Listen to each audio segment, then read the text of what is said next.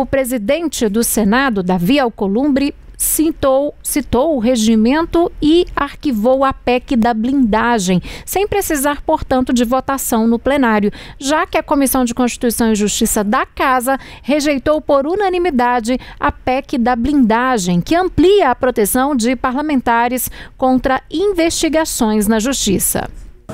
Não há o que se esclarecer em relação à tramitação desta proposta, querido presidente Otto Alencar, querido senador Alessandro Vieira.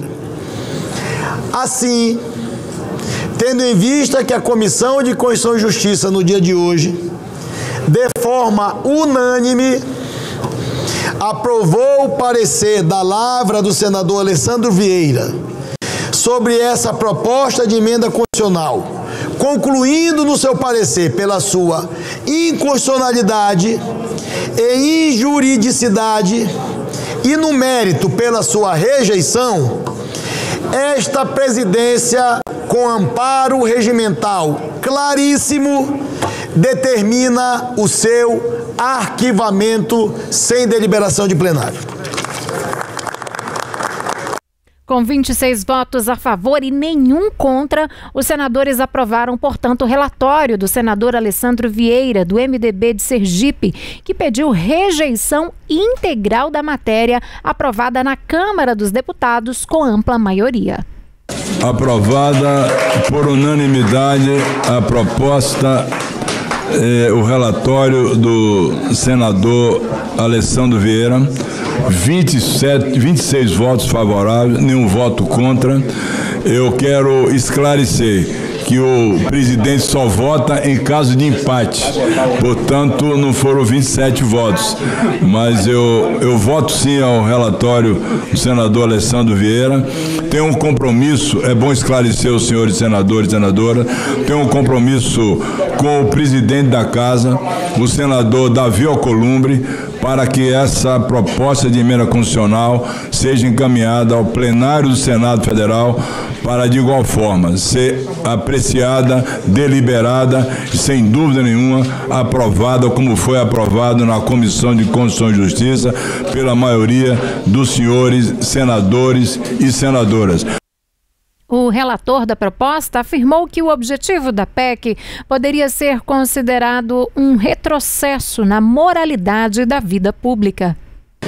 Com isso tudo, observa-se que o objetivo real da PEC da blindagem é proteger autores de crimes graves, como corrupção, lavagem de dinheiro, organização criminosa, tráfico de entorpecentes e infiltração cada vez mais na atividade de milícias e facções no nosso país. Isso configura um absolutamente claro desvio de finalidade e, por consequência, uma absoluta inconstitucionalidade chapada. De tudo isso, observa-se que a PEC 3, PEC da blindagem, não pode avançar nesta casa, por configurar-se como um gigantesco passo atrás em toda a luta da sociedade brasileira de décadas para assegurar moralidade na vida pública e o fim da impunidade. E diga-se, presidente, estamos muito longe do ideal. Continuamos muito longe do ideal. A corrupção e a impunidade ainda permeiam a sociedade brasileira. Não podemos confundir prerrogativas com proteção àquele que comete crimes. A sociedade brasileira grita no sentido diametralmente oposto, ou seja, ela almeja o fim da impunidade, como as amplas manifestações públicas sinalizaram no último domingo. O senador Rogério Carvalho, do PT de Sergipe, afirmou após a votação que essa foi uma decisão acertada e de acordo com o desejo do povo brasileiro. Uma decisão acertada que está em sintonia com a vontade do povo brasileiro. Essa PEC, ela cria um precedente e abre a possibilidade de pessoas venham para o parlamento e cometam crimes e se protejam com essas prerrogativas ampliadas que a PEC estava propondo. Portanto, o Senado, em sintonia com o povo brasileiro, não deixou passar nem da CCJ, ou seja, essa PEC não deve ir nem para o plenário do Senado, sendo rejeitada, e nós se reconectando, nós nos reconectando com a sociedade e com o povo brasileiro.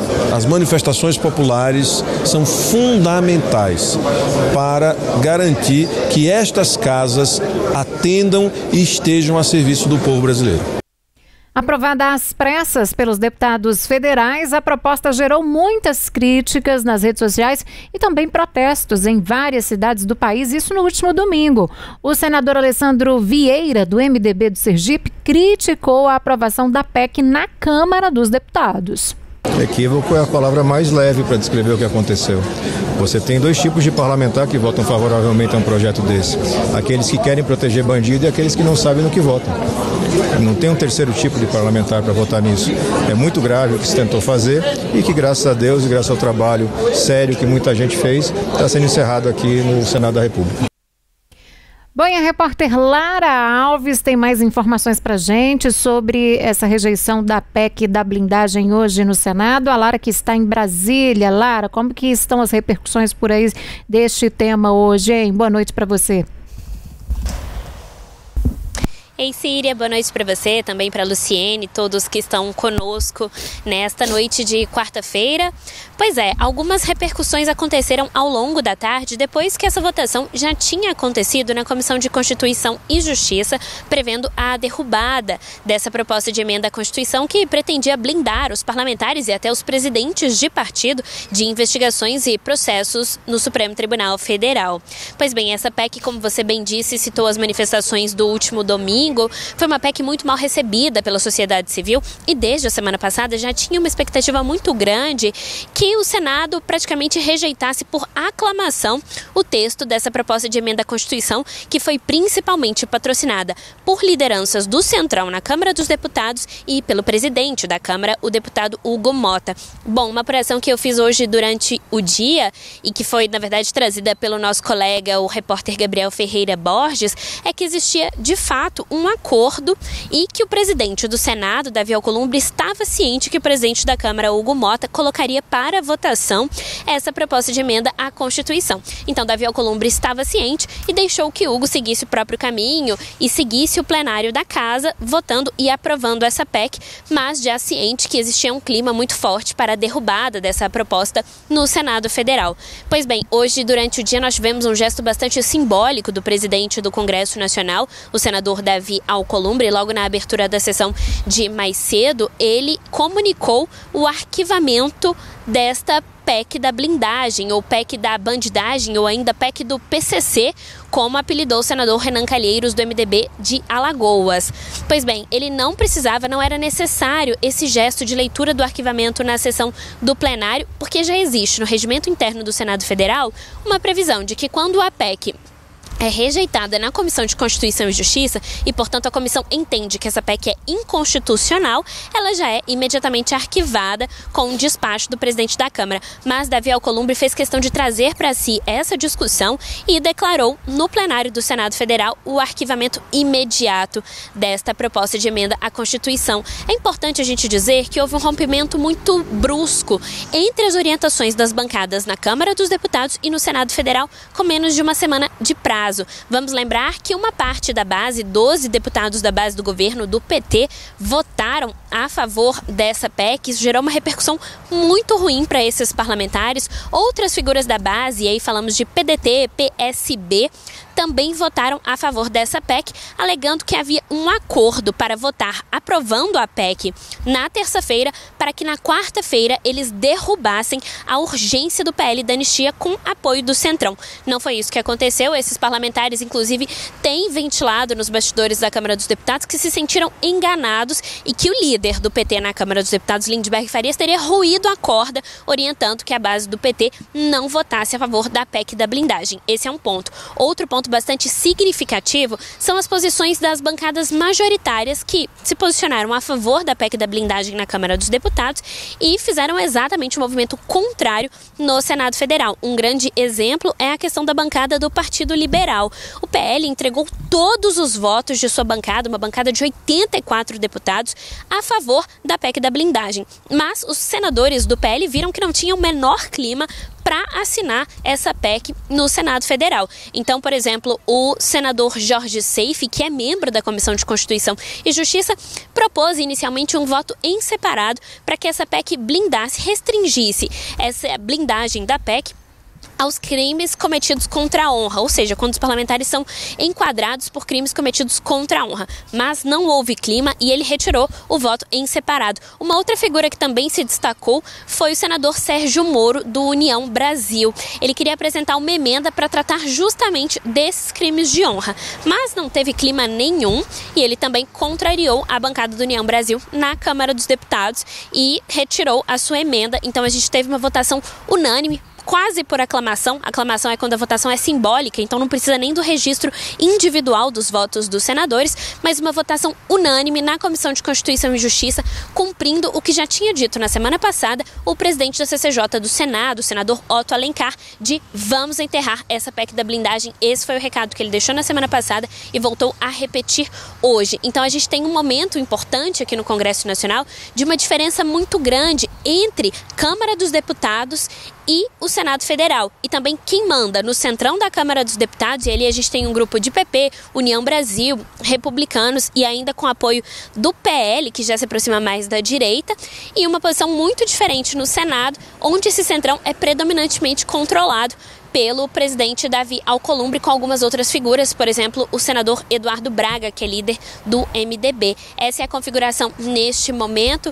A gente tem uma situação essa semana um pouco mais tranquila aqui na Câmara, principalmente em função da votação de medidas que precisam ser votadas com mais celeridade. Um caso é a MP do Agora Tem Especialista, para diminuir as filas do SUS no atendimento especializado. Essa MP é uma medida provisória que cria essa política pública do governo federal, caducaria na sexta-feira, já foi votada na Câmara dos Deputados agora à noite com presença do ministro da Saúde, Alexandre Padilha, e a expectativa é que ainda nas próximas horas o Senado Federal aprove essa MP. Semana polêmica de fato, agora só na semana que vem, em que volta à pauta a questão do projeto de lei do imposto de renda e também o projeto de lei da anistia. Já existe uma discussão de que essas votações podem acontecer já na quarta-feira. Então, teremos um resto de semana um pouco mais tranquilo, ainda que amanhã tem depoimento do careca do INSS na CPMI, que investiga as fraudes nas pensões e aposentadorias, mas semana que vem clima muito agitado, muita expectativa para a semana que vem no Congresso Nacional. Síria. Tá certo, Lara. Muito obrigada pela sua participação. A Lara trouxe as últimas atualizações para a gente sobre esse assunto. E a PEC, gente, essa PEC da blindagem, ela foi articulada, portanto, pelo Centrão e deputados do PL, né? Como a Lara disse, com o apoio aí do presidente da Câmara, Hugo Mota.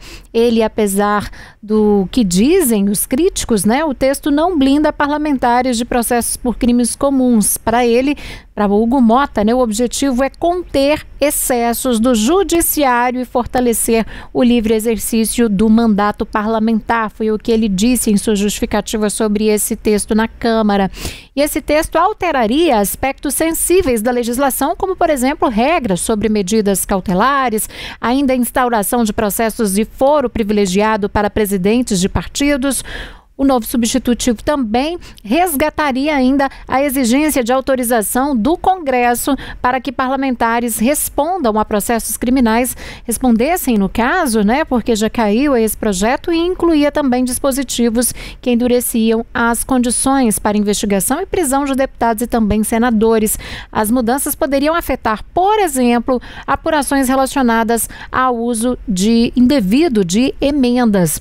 Pela proposta, a casa a qual o parlamentar pertence deveria, de fato, deliberar em votação secreta sobre a abertura de investigação em até 90 dias após o recebimento da ordem do Supremo Tribunal Federal.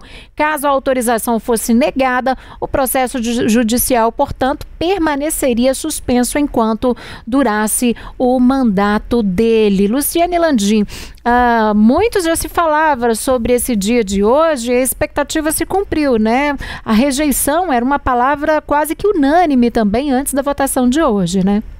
Era quase que unânime e foi essa palavra que se confirmou hoje, né, Síria? A gente teve essa votação na Comissão de Constituição e Justiça do Senado e esse colegiado ele é formado por 27 integrantes. A gente teve um placar de 26 votos pela rejeição desse assunto nessa comissão e só não tivemos 27 porque o presidente, o senador Otto Alencar, não votou justamente pela função que ocupa, mas ele deixou claro ali qual que era a posição dele. Ficou uma dúvida ali no final da sessão na Comissão de Constituição e Justiça se esse texto seria levado ao plenário ou não, porque o regimento interno do Senado não obriga essa etapa, determina já a possibilidade de arquivamento direto quando quando o assunto semelhante é encerrado da forma como foi em uma comissão especial. Mas havia essa dúvida se iria ao plenário para uma rejeição por acordo, confirmando essa decisão da CCJ. A gente teve então essa manifestação de Davi Alcolumbre confirmando ali na abertura da sessão do plenário já durante a tarde que enviaria direto para o arquivamento, enterrando de vez esse assunto no Congresso Nacional. E o que a gente precisa reforçar, Síria, é que até mesmo partidos que votaram a favor na Câmara dos Deputados votaram de forma contrária no Senado, até mesmo senadores que há algum tempo se manifestaram a favor, mudaram essa posição e foram contrários a esse assunto, a essa pauta no Senado Federal, o que deixa esse desgaste político somente para a Câmara dos Deputados, que aprovou essa PEC da blindagem, ou PEC das prerrogativas, como os defensores chamam, aprovou por maioria na última semana, né? Então, esse saldo negativo fica aí para a Câmara dos Deputados, com esse assunto sendo encerrado na data de hoje pelo Senado Federal, lembrando, após principalmente as últimas manifestações no domingo, em que populares saíram às ruas em várias cidades do país, manifestando de forma contrária a algumas pautas, incluindo essa PEC da blindagem. Síria. Tá certo, Lu. Bom, e para conversar um pouco mais com a gente sobre esse tema, sobre essa PEC da blindagem, nós convidamos o advogado criminalista Jean Túlio.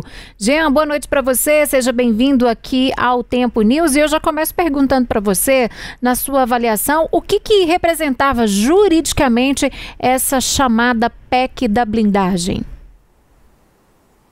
Boa noite, Síria. Boa noite a todos que nos assistem.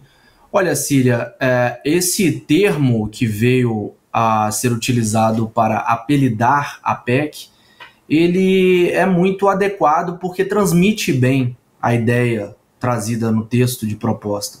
Afinal de contas, o que se pretendia ali era mesmo blindar os congressistas da abertura de inquéritos, da abertura de processos penais, já que estaria ali a sua própria casa, né, assim digamos, o próprio Senado ou a própria Câmara dos Deputados incumbida de avaliar se alguém poderia ou não passar a figurar como um réu de uma ação penal, como um investigado de um inquérito. Então, sem sombra de dúvidas, é um termo muito adequado. Agora, Jean, você acredita que a resposta do Senado hoje já era, de certa forma, aguardada até mesmo pelas manifestações de alguns senadores sobre esse assunto, especialmente no momento ali que foi decidido arquivar essa PEC após a rejeição unânime, né, na CCJ, na Comissão de Constituição e Justiça? Que recado que isso passa? Como que você analisa essa decisão?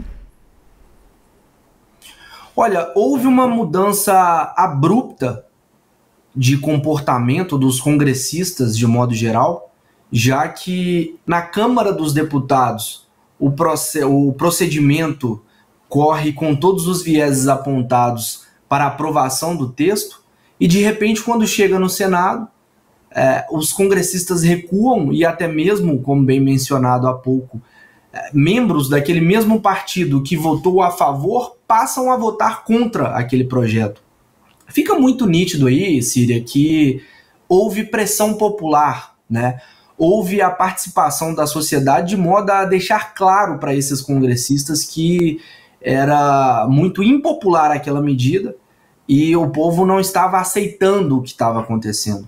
E diante desse cenário que causa esse extremo desconforto, é inegável que houve ali um recuo por parte dos congressistas para que não deixassem passar. Então, muita gente certamente, Síria, votou contra esse projeto mas queria estar votando a favor. Se viu obrigada a votar contra em razão da impopularidade da medida, em razão dessa pressão popular, já que o povo mostrou para o Congresso que estava atento, que estava em cima e não iria aceitar essa medida. Afinal de contas, quem os elege é o povo e todos ali precisarão se reeleger para manter seus mandatos, né, para renovar seus mandatos.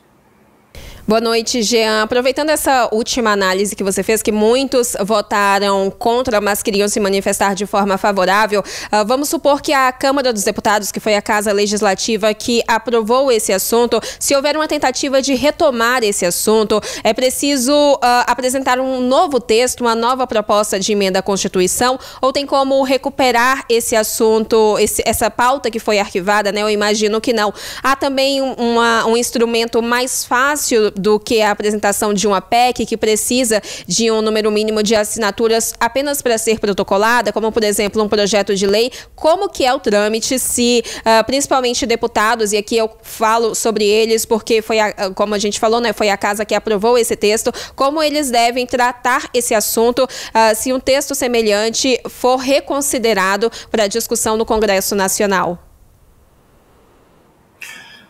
Olha, Luciene, a tendência é que não haja uma revisitação dessa matéria.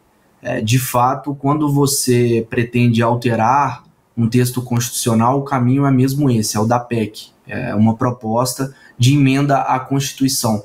Não é possível, através de outro mecanismo, por se tratar de uma matéria exclusivamente afeta a uma PEC.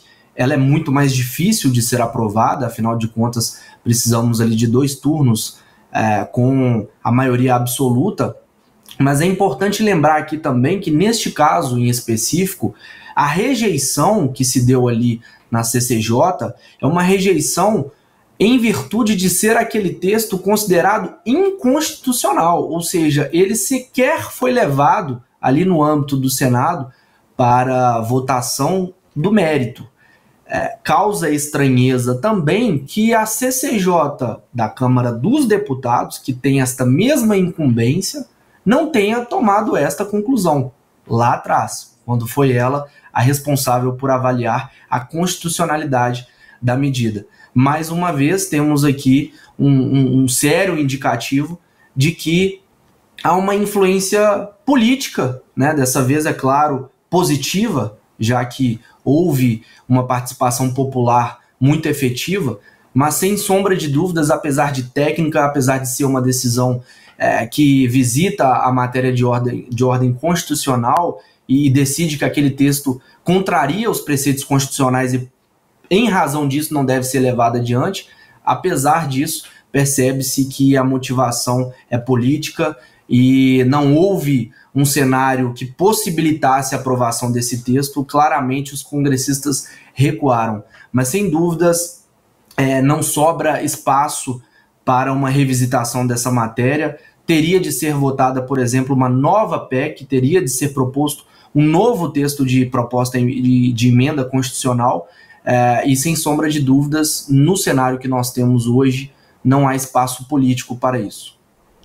Agora, como você disse, Jean, a Câmara aprovou a PEC por ampla maioria, né? Lógico que tem todas essas questões políticas aí nas duas casas, né? Mas isso, de certa forma, pode revelar ali uma estranheza entre o Legislativo e o Judiciário do Brasil também? Sem sombra de dúvidas. A gente percebe que nos bastidores, a gente percebe que a real motivação disso já são justamente farpas, né, que estão sendo trocadas entre 2 poderes, o poder judiciário e o poder legislativo.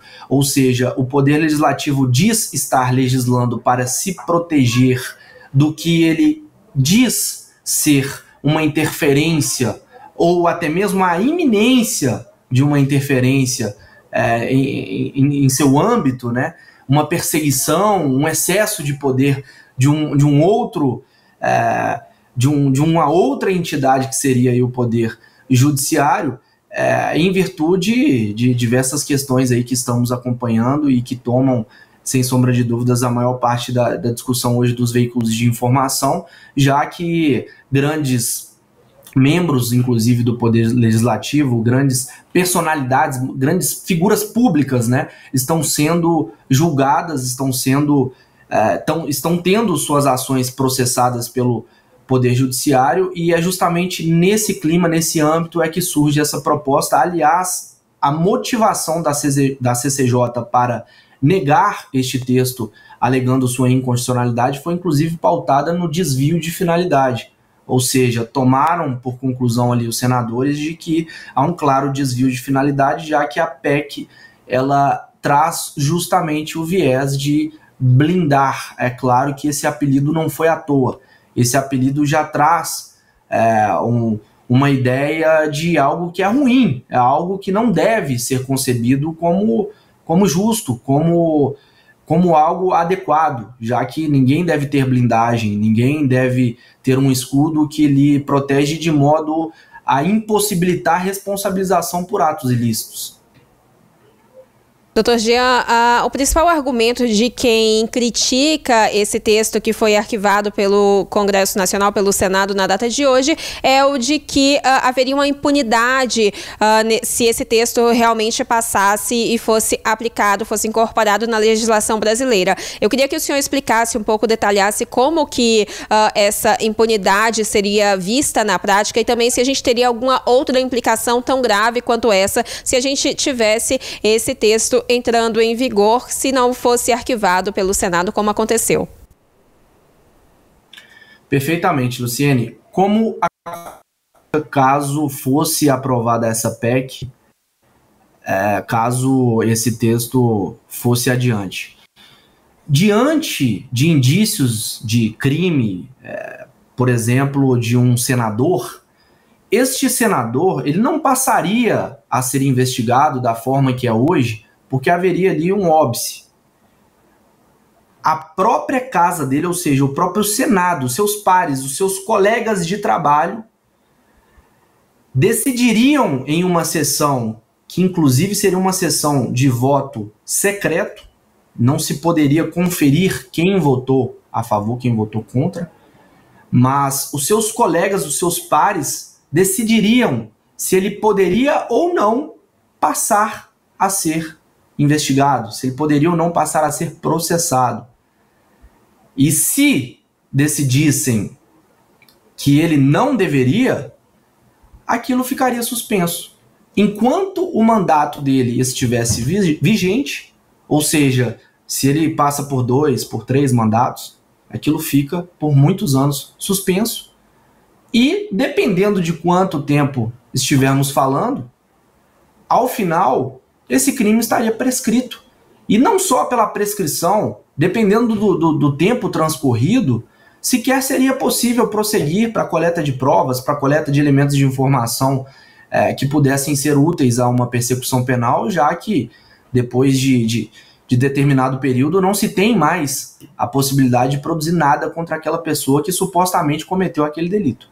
Então, o que é trazido sob o pretexto de proteger um parlamentar de perseguições e de interferências externas indevidas, acaba servindo sim de uma blindagem para quem pratica atos ilícitos e quer ficar safo desses atos, quer ficar impune e não ter sequer o risco de sofrer uma persecução penal, já que quem seria responsável por decidir se isso iria adiante para apurar se ele cometeu ou não essa ilicitude seriam seus pares, os seus colegas de trabalho, muitas vezes de uma base aliada, muitas vezes de seu próprio partido, e em razão disso traríamos mais uma vez um aspecto exclusivamente político para uma matéria que deve ser técnica. Doutor, você acredita que essa decisão de hoje em relação à PEC da blindagem, né, essa rejeição, possa de alguma forma ter reflexos na análise da próxima semana do projeto de anistia previsto para ser votado, portanto, na próxima semana? Você acredita que o clima de certa forma mudou? Acredito sim, porque as motivações me parecem ser as mesmas, digo, essa participação da sociedade, essa ideia que o congressista precisa ter de que ele está sendo observado, está sendo fiscalizado e de que ele precisa, assim digamos, prestar contas, o elegeu, isso faz, sem dúvidas, a votação ficar com um clima muito diferente, um clima bem peculiar, e está nítido que medidas impopulares estão muito mais difíceis de serem adotadas, de serem tomadas. Então, sem dúvidas, haverá essa influência sim.